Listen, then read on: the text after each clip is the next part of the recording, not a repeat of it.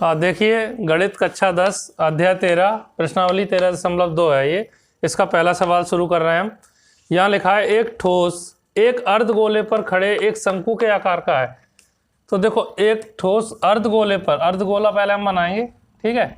ये अर्धगोला है और इस पर एक शंकु है इस तरह से, ठीक है। ये जो पूरा चित्र है, ये पूरा चित्र एक ठोस है। अब इसको फिर से समझो। देखो यहाँ क्या लिखा है, एक ठोस एक अर्धगोले पर खड़े एक शंकु के आकार का है। ये अर्धगोला है, ठीक है। अर्धगोले पर खड़े एक शंकु के आकार का है, ये इस आकार का है पूरा ठोस, ठीक है। अब ये कह रहे हैं जिसकी त्रिज्याएं 1 सेंटीमीटर है, ठीक है। अब त्रिज्याएं मतलब यहाँ से यहाँ तक इसकी त्रिज्या कितनी है, 1 सेंटीमीटर, r बराबर 1, और तो ये भी 1 हो जाएगा यहाँ पे, ठीक है। 1 सेंटीमीटर, 1 सेंटीमीटर।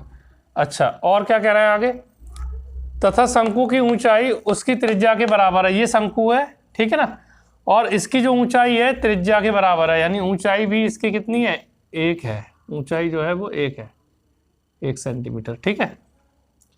और ये त्रिज्या और ऊंचाई दोनों बराबर हैं, जी कह रहे हैं, ठीक है। अब यहाँ पे लिखा है इस ठोस का आयतन पाई के पदों में ज्ञात कीजिए।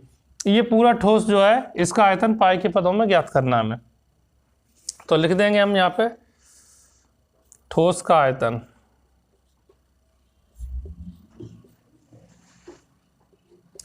क्या होगा, इन दोनों का आयतन जोड़ दो, शंकु का आयतन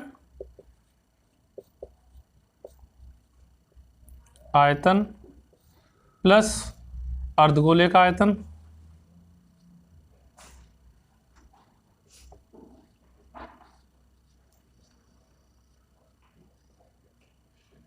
ठीक है। तो शंकु का आयतन, शंकु के आयतन का सूत्र लिखेंगे यहाँ पे, तो 1/3 पाई r स्क्वायर h, ठीक है। ये शंकु का आयतन हो गया। और अर्धगोले का आयतन 2/3 हो जाएगा, ये 2/3 पाई r⁻3 ये होता है इसका, ठीक है। तो देखो ये शंकु का आयतन हो गया। अब इसमें r और h दोनों बराबर ही हैं, चित्र में हमने बता दिए, यहाँ लिख सकते हैं चित्र से, ठीक है। तो अब इसकी वैल्यू पुट कर दो, तो 1/3 पाई का मान नहीं रखना है, देखो यहाँ लिखा है पाई के पदों में ज्ञात करना है। r का मान 1 है तो 1 का स्क्वायर हो जाएगा, h का मान भी 1 है, प्लस 2/3 पाई का मान नहीं रखना है और r का मान 1 है, 1/3। इसको हल कर लो तो देखो ये हो जाएगा, 1 एकम 1 ही रहेगा, और 1 का 1 में गुणा करेंगे तो भी 1 आएगा, 1 एकम 1 एकम 1 तो 1 ही रहेगा यहाँ पे।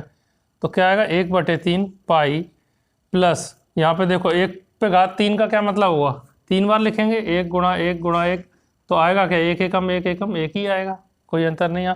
तो ये क्या आ जाएगा, जैसा लिखा है भाई, 2 एकम 2 ही तो रहेगा, तो 2/3 पाई इस तरह आ गया, ठीक है।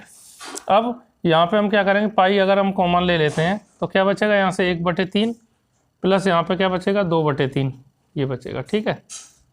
तो इसको हल करेंगे, देखो लघुत्तम बराबर है तो हम क्या करेंगे, सीधे सीधे लिख देंगे, 3 LCM इसका, तो 1 + 2 सीधे सीधे लिख जाएगा, क्योंकि LCM सेम है, लघुत्तम बराबर इसका, ठीक है।